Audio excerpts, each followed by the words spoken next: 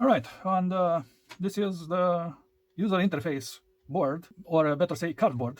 I got as close as possible to the middle there to get with the corner of each square as close to the middle as I could possibly could. The next part is the wiring and adding the other two chips, the microcontroller and the LCD driver. I will need to actually to program the LCDs for 3 LCDs because I tested only for 2 LCDs. So now I will have to deal with all of them. Plus the press button. Yeah, I also forget to add the LEDs and also the labels. It would be better to position this knob, this potentiometer a little bit on this side. I didn't think here on this space. This little element from wood, I made it. And it took me 2 days to make it. You have no idea how unbelievable hard it is to make a tronconic element like this. This is a conical shape, but you have to cut the cone and to get. So I tried with paper, with cardboard, and I got only fucked up results, very, very bad results. And then I find out a piece of wood, and it was this diameter that you are seeing here, the external diameter. I didn't have a larger diameter. Well, I had something, but it was too short and I couldn't catch it in the jaws of the lathe. So this diameter that I had, it was a very long piece, and I could actually catch it and cut a tiny little bit of it and form it like you're seeing it here, and that's it. But it was a pain in the butt, actually, this element to actually manufacture it, to make it. And it's not perfect. I'm still having some problems, little bit of battle marks, cutting and splitting marks, but yeah, it's kind of looking cute. As small as it is. I wished it was a little bit larger. I really wish at this point and with this occasion to mention that it will be extremely beneficial for me to have a 3D printer, a real 3D printer, and I have in mind to actually build one. But I know and I am aware how complex this project will be to make an actual 3D printer. I bet there are a lot of tutorials and a lot of pages on the internet people wrote about this subject, and I can find a couple of them, 1 or 2, and make something from all of them to fit my my way of doing things with the components that I'm having. It will be good to have a 3D printer at this point when I'm having such big problems with such basic shapes to make. This is a basic shape, and I had a ton of problems. 2 days I stayed only on this shit to make it. This knob that is quite hard here, in some positions it was having some plastic inside for a smaller diameter of axle. So I took out, I spent probably 1 hour to take that thing out of inside it, and the plastic, this black plastic here, got crunched by me trying to get out that stuff that was there. And now in some position is just falling. It's having position where is totally falling, but in some position is catching very, very good actually. But yeah, like this, you see. And now is actually rotating the axle and not falling and actually pressing the button and behaving. But it's a little bit, you know, how you're doing. It's not perfect. You see, now I'm dragging it quite hardly to get it out from there. And it's having some catching in some spots, not everywhere. It's a bit funky. Again, it will also be very beneficial to have a 3D printer for the knob itself. But it's better to repurpose things, because I think it's wonderful to be able to repurpose old elements, old components. By the way, with this occasion I should mention that this potentiometer is brand new. These 3 LCDs are not scrapped, they are brand new. This also is brand new RGB LED chip. So what I'm having here is totally brand new, with exception of this knob, plastic knob, and this cardboard that I repurposed it from a chocolate cardboard, from a Kinder chocolate, Kinder for chocolates. That's all about this part, this segment, or this element, or this module. And see you next time when I will actually drag the wires, and I will see how the fuck I will actually link everything to those chips. I have no idea. I hope you like it until this far, and see you next time. All right, another relatively important problem is this little board that is having a tiny little bit of history. I can tell you about it. As you can probably see, those are very disturbed tracks. They are literally broken. You see how that there is standing up is, let me show you, is like this. The track was here on this horizontal surface, and then I lift it up and I solder it to the pin. Instead to solder the pin on the track, I solder the track on the pin in a couple of places, but not that many, 2 or 3 places. And one track, let's see, yeah, it's not really very beautiful on this screen. This device is having here the focus, and is a manual focus, is not autofocus. And I already set it to a certain height from here. As you can see, I put a piece of stick, I believe it was a plastic tube, was like this short until here. I just took this piece of wood and I turned it on my lathe, and I mounted it here, and I gave whatever height I want right now. Also, I'm powering it through this wire that is coming from that 5 volts switch mode power supply is that. Originally I bought this chips, these integrated circuits, and after I understood that is extremely difficult to work with its pins, I took these boards, adapter boards. They are making transition from SMD pins to the deep pins that you can insert into a breadboard. The first time I got these chips, I built this contraption that you are seeing here with tiny little wires, copper wires, and I made this piece of wood. I drilled some holes and I put some wires linked to those pins that are inserted. Those are DuPont pins, and they are inserted into this breadboard for testings, of course. And it worked absolutely fine. I showed it already working. That was the first attempt to solder the pins of this chip.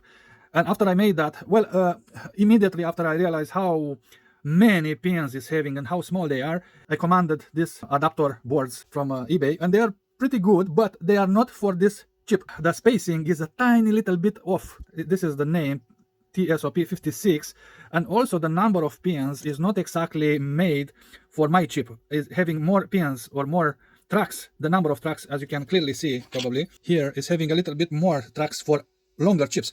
But you can use whatever chips you have, whatever length of the chip you have, onto the rest of the pins until this maximum. So that was my original idea, to use this chip, even if it's not having the entire length. I'm not sure how well you can see. I centered the chip in the middle, as best as I could, and as long as I'm traveling towards the end of the chip, the pins are not aligning to the tracks anymore. So I had, you see here, this is a very bent here and probably there. So I had to bend them towards a tiny little bit with the needle, and here on this other side also they are bent towards this other side. So here they are centered in the middle, but on the margins are bent. If I was centering or aligning here on the margin, on this end of the chip, the misalignment was pretty drastic, and I had to bend a ton of pins towards the other end. That's why I centered it in the middle, and a little bit of bending I had to do of the pins of the chip to align with the tracks there. It's a tiny little bit of difference. You can probably see this track where it's ending and where that pin is starting, you see, and you can see here how correctly it is aligning, you see, and here how the track is going more towards the right and the pin remains in the left side, you see. These details annoyed me a lot when I was trying to solder the pins to the tracks, and I did it with my naked eye. When I immediately after I received this particular board, I commanded 10 of them. And I'm also having 10 of these chips, I believe. But I bought the same number of these adaptive boards as the number of these chips that I'm having. And when I received these adaptive boards the first time, very quickly I jumped to start to solder the pins to the tracks. And as you can see, I made a mess. And this is not even looking bad. It was way more bad than you are seeing it here. I did it with my soldering iron. I overheated the track, and the track lifted off from the textolite, this plexiglass, I believe it's called, surface, from the adhesive that is keeping it there. But I overheated it. I couldn't align properly the pin with the track, and also another very big problem was the solder was bridging very easily, not 2 pins but 3 or 4 pins in the same time, and I had to clean them a lot. Also the tracks as well, they were bridging along with the pins on it, and it was a pain in the butt to do it with the naked eye, and I got very upset, very nervous. And I overheated immensely this side of the tracks here, and also here on this third one is missing a little bit of the track. Let me zoom in. Yeah, you can clearly see it is a gap there between the track and the end of the pin. It is a tiny little bit of gap. The rest are okay, but this one here, and not to mention on this side, it is a disaster here. And all here they lift off from the surface, and I had to bend and to rearrange these tracks, resolder them on the pins. This alignment, this perfect alignment that you are seeing here, I couldn't do it with my naked eyes, or on this side as well. This perfect alignment is very good. I couldn't do it with my naked eyes. And immediately after I fucked this up big time. I was thinking very seriously to throw away this adapter board, just to trash it, because I was extremely upset, and I still am probably right now. But this happened a year ago. I kind of cool off from that episode, but this annoyed me immensely that I couldn't do it with my naked eyes and with my trembling hands. Although my hands are very steady, as you can see, when I'm holding this knife is not moving, but it is moving when the pulse of my veins are passing through the hand. You can see the pulsing of your blood. Everything is so tiny. When you are concentrating on those fucking tiny legs, you are trembling on the heartbeat, and it is disturbing because you don't have the control that you want to have. Again, with the naked eye, with your trembling hands, it's very bad. It's almost impossible to do it, at least for me. So the next step was to buy a microscope, and I watched some movies on YouTube, and I said, well, if those people that are having microscopes can do these tiny little shits, probably it's time for me to buy a microscope. I buy this again a long time ago, probably half a year ago, but I rarely use it. I put it aside. I commanded the microscope. The microscope came after 1.5 months, something like this, like 6 weeks. A very big Romanian problem with the traveling packages. The package from China to Romania is coming in 2 weeks, literally, because they are announcing me it's on the custom. They pass the custom, and they are announcing me, and even in 1 week is in my country. The problem is in my country that until it's arriving here, but that's another story. The idea is that it is passing more time where it arrives in my country to reach to me than when they are sending to my country from China to Romania. Yeah, it's a total bullshit. Anyway, back to this device, this microscope, which is very good, very good. I did my job with it, actually. Only with this microscope I could manage to align all those smacky fucking small pins to those fucking tiny tracks that you are seeing there. Only with this microscope. With my naked eye is impossible. It's literally impossible. I also cleaned, and I also I rearranged, because everything was like a ball of wires, literally broken wires, and the wires was soldered one on top of the other. I got mad. I got extremely mad when I failed to make it the first time, and I destroyed it, at least in this side. This time with the microscope I could align everything and repair, desolder the tracks that were soldered together. So I desoldered them and I bent them. Probably you could see here, let me zoom back. You can see this is a track that you can see the other side of the track, the side that is actually glued on that board. So I bent it. It was bended like that because I got very mad. And this one as well, you see how bent it is. I managed to solder it correctly on its respective pin. That was a very big problem, a very big issue that I had. And this is the story of this chip with this adapter board. And right now I will use them, both of them, in my project there, because that's why I kept it, to actually use it in a project. And although it's fucked up, very fucked up, I will make it work in this fucked up state. But keep in mind that everything is, after all, soldered. Even if it's looking very messy, even if it appears very bad when I'm explaining, when I'm showing it, but in the end, it is a very well soldered to this board. This is the only problem that I'm having. The other pins are fine, and I can use them after that. The only problem is here to not make shorts between the pins, to be absolutely sure they are they have a good amount of air gap between them, and they not touch each other, and that's it. After that I'm jumping directly to these ends and I can use them. So this is the history, and I'm closing the entire history because it was a little bit of talking about it. It was not an easy experience. It was my first experience with it, but I will still use it. Even if it's fucked up, I can repair it. I can put it to work, actually. So right now, when I'm putting it to work, when I want to actually use it there, as you can see, I'm having 3 LCDs there, and I made a tiny little sketch here, and I numbered. So this is pin 7. So this last pin here is pin 7. That is going to the LCD. So 0 to 5, so it's starting from here, somewhere there, to 5, and then 6, 7, the last one. So 0 to 5, you see I made a mark here in the interior. So this is for the first LCD, is only 6 pins for this the first LCD. For the second LCD is from segment 6 to segment 11, another. So this is the group 1 of 6 segments, group 1, for the first LCD here. And this is group 2, or the LCD number 2, is from pin 6, which is here, 6, 7, and then it's continuing here, 8, 9, 10, and the last one is 11, which is there. And this is the second LCD, and the third LCD is from 12 to 17. So it's starting from there. You can see this marking in the interior, so 12 to the 17. I made this tiny little sketch here to know exactly what to count, from where to count down. I'm actually counting inverse from 7 towards the 0, and check every pin. And here I discovered that the third one is missing there. I have to put a wire there. I probably left it for other times to repair it, that one. Why I didn't repair it the first time, it's a mystery. A lot of pins here are not actually soldered correctly or soldered at all. So I have to check everything to be absolutely sure every pin from this side, because this side is using the most pins. Well, here I'm having this last 4 pins as well, which are not reaching to the end of the track. So I have to actually know exactly where those circles, those pads, are equivalent to the pins that are coming from this chip. So the last 4 pins are the common pins for the LCDs, and these pins that I just mentioned here are the segment pins of the LCD. So an LCD is having 4 common pins and 6 segment pins, and in total 10 pins for one LCD. So I have to check every pin again, and I discovered that I have a missing links and way to bend inward pins of the chip, so I had to bend them outward towards the track. to actually solder them to the track. And I have to check here as well, and I discovered I have some missing pins that I didn't manage to solder them correctly. Again, I have some problems even now after I actually soldered. I didn't solder all the pins. That's the problem, you know. So I have to check and solder until number 17 there, because these are all the pins that I'm after, that I'm using from this. It is looking like it's a mess right now, but it will look okay in the end. It will behave and work correctly in the end. So this is it for this part. I wanted to share this little history and how hard, very, very hard it was to work with this size of pins. And the next ones that I will make, the next chips that I will put on the boards, I'll probably solder absolutely every pin, even if I'm not using all the pins, but I will do it by the book and not as flimsy like I'm doing it right now. We are living and we are learning stuff, all right? All right, bye-bye. That's it for this part.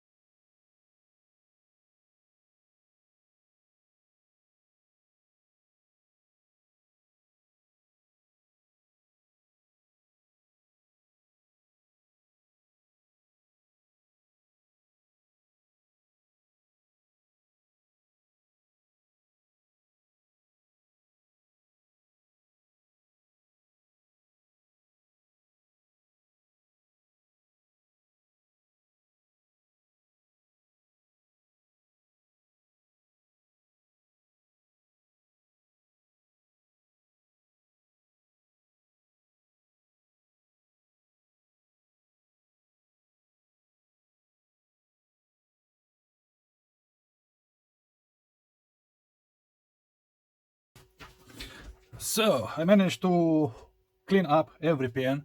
I check it and double check it and third check it with this element. It's imperative. I cannot stress it enough how important it is to have multiple lights. I'm having a light from here, and from this microscope here. And it's imperative to have multiple lights, multiple angles for the shadows. To avoid shadows, to rotate the element that you want to repair, in my case this motherfucker, to rotate it and to avoid the shadows, to avoid black angles. I managed to repair, I verified and I triple checked it for bridges, solder bridges between the tracks and the pins. And you have to have a 3D view of it, because only one single view, one single direction is not enough. You have to rotate it left and right, and like this in front and then in the back and left and right, to actually see around the pin how it is soldered. You see, these two fingers of mine are like the pins, and you have to look in its sides to see if it's actually making bridge with the next pin next to it, and how aligned are these two pins to the tracks, and the air gap that is having between them is large and correct, and not because some pins are bent a little bit, like this or like this, and you have to as you've seen already, I'm using a simple needle here that I made it. I pour some plastic over it, and this is a broken needle from sewing, and that's it. It's nothing special. And I corrected the angle of the pins with this needle. And I also desolder the gaps between the pins that were bridged. The tracks, they are having bumps of solder, and when you are looking from a certain angle, you think the track is bridging with the other, because you can see the bridges covering this other track. But if you look like that, you will see that it is a very good gap between them. I don't know how to explain it better than this, but it is how I'm explaining it. So this side is clean, which is this side here, and I also managed to repair that motherfucker pin. I put a wire there from here. This is a thin wire from a transformer that I took it out. This was a burned transformer. You can see how black it is. This means the varnish blackened, carbonized. I only have to do a light scratch on it, and I can see the copper. So it's literally a desisolated wire, pretty much, this one. Although it's looking black, but that blackness is a little bit of carbon that I can easily, extremely easy, scrap it off with my knife. With my very worn out blade. It's not that new, it's not that sharp anymore, it's very blunt, and yeah, it's doing the job. I'm just used to it. So this is what I did. I put a piece of wire, I linked that pin to the track, managing the gap between the two. I corrected the gap, and I repaired that little connection. And now what I'm doing right now, I'm actually numbering. I will have to number each pins on this side. 1, 2, 3, 4, 5, 6, 7, 8, 9, 10. Oh, I'm so lucky. I am so lucky that I'm having very close to this fucked up things that fortunately I'm not using them, but I was very close. I am very close to them. So I'm very lucky that all this here are actually soldered. Let me double check it, triple check it. Yeah, it is looking okay. And my microscope screen is not that great. It's having a very shitty contrast. No, it's having a very shitty menu, and it cannot be bent. It's only fixed in this angle. And this is what is having here. Language version. No, I don't want that. Flicker. It's the frequency probably of the screen. Let's see. You see 50 hertz and 60 hertz. 50 hertz is fine. Screensaver. Really? Do I need screensaver? Time setting. What time settings? Yeah, this is the date. Really? Really? Come on, this is bullshit. Language settings. Who does need that? Version is okay. It's good to have, but reset system format. I don't want to. So it's having a very extremely shitty settings, and you cannot adjust the contrast already set. It is having a good contrast from my position when I'm seeing it, when I'm looking at it, kind of. In certain angles, it's having a good contrast, but I have to actually rotate. It's a matter of lighting. It's all that it's important to actually be able to repair and to see something very correctly. So in most of the angles is very shitty. In a couple of very important angles, you can actually work, and that's why I made this little element from a piece of wood that I cut it, or I find it already cut like this. I don't remember exactly what I did. So, and it fit perfectly with the angle when I'm holding it like this and I'm working like this. I believe I made this jig to actually solder the pins in this angle, because I could see clearly where is the pin and where is the track. That's why I made this jig here. I also used very good scotch back then, and it was not moving, it was firmly stick on here, and it worked. I did my job. Like I said, this is from a beer can. You see, it's aluminum sheet. It's very bendy, and this is more firm here. It's actually moving around a little bit. It's just a piece of sheet metal that I catch it like this. I form it like this, and it worked. It worked quite excellent. It held my entire board at a workable angle. The light was hitting in the right places, and I could see exactly what I was doing. That's the entire purpose of this element. So pretty much problem solved at this point, because I managed to. I was a little bit scared that I will have problems here on this side with these pins, but it looks like it's fine. But with this occasion, I had to tell my story, and also you've seen me repairing a little bit. And now let's jump to actually tracing these holes, these vias or pads. Look what madness is here. Look what madness. This is even finer than here. Unbelievable. Anyway, so I have to track these pads to their respective pins, and then connect them with wires to this user interface. Specifically for the LCD, probably the first thing I will do, I will drag the wires to the LCDs, and I have no idea where to mount everything, and in what position, and how the fuck I have no idea. I have no idea at this point. Yeah, you see here, and I have that at Mega to add as well. This is a funny business. How to link everything? It is hard. It's very hard. In this configuration, is the hardest. I will need some wires that will come from here into this board somehow, and from this device to the other chip. Some wires, most probably some wires, and then this will dangle, hold. It will be holding those wires, and that's it. Probably that's the thing that I will have to do, most probably, and then bend it like this. Right now I'm thinking how the fuck I should make this work. Yeah, the fun of prototyping. This is the hardest part actually, when you have to fit something that it is not fitting that well. It's very hard to fit these things. By the way, a little bit of parenthesis. This microscope is actually having a battery, most probably a lithium battery. You can see the symbol there. It's discharged completely, and it is passively discharging. If I let it like 1 week not working at all, or a couple of days not opening it at all, after a couple of days is just blank, is black. I shit myself a little bit because I was thinking it worked only one time when I bought it. When it arrived, it worked from the box. But then I realized, hopa, let me try to actually put a wire to charge that battery.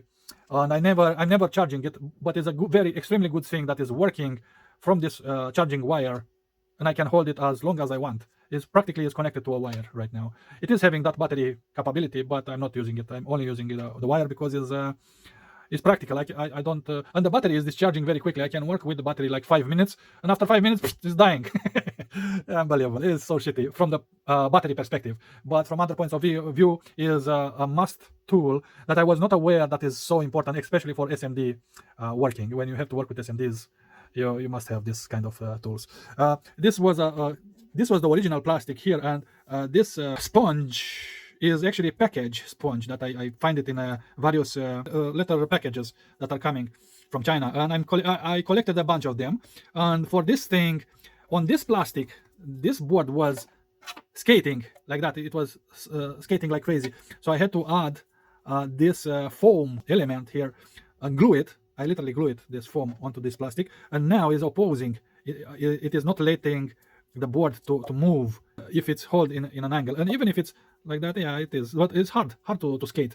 If I'm pressing it down and push it like that, it's not moving. I have to push it very hard because this is bending underneath. Is like compressing a little bit when I'm pressing it from here, and it's a very good material to add for this kind of things. Okay, that's it. I'm closing my parenthesis. The parenthesis was about the battery, how shitty is the battery for this device, and I had to mention this. I really wished I was having better quality microscope, also oscilloscope, not this shitty Funirsi. But yeah, it's I'm doing with what I'm having. I'm on the very extremely poor side of things, but I'm doing great things even with all this shit that I'm having. I'm very happy that I'm having it. As shitty as it is, as limited as it is, it's a very good investment. It's a very good tool to have, as shitty as it is. All right, that's it. That's my 2 cents about all these things. See you later with the next development or the next update. Discovered this is having a little bit of memory. It appears I'm having 2 pictures saved. So this is not looking at anything. It's just its internal memory pictures, and I managed to make a picture very well actually. And look how messed up is this side, which is this. But it was probably before repairing.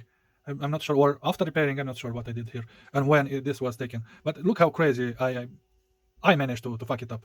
And let's see the first image, which is this one. It's probably when I realized that this device can actually take pictures and hold pictures. And look here as well, very bad. And also these 2 wires, as you can see. Yeah. Like I said, it's having some these pins, the link between the pins and the track is having a little bit of a ball, and you have to look like that. You see, like it's showing there like it's a bridge, and probably it was, but I repaired it. I corrected it. Yeah, it's very messy. Very messy. 2024, saving the date. Here is the day, probably, month, and the year. So 02 is in February. So this was the last year, not 6 months ago. Huh. Okay, so I'm having it 1 year. Right now we are in 2025 in January, and this was in February. Interesting. Anyway, so that's how long I'm keeping this board around for 1 year to actually include it into a project. And I'm glad I keep it because we will see how this will flourish, how this will actually do a very good job. I'm very confident it will.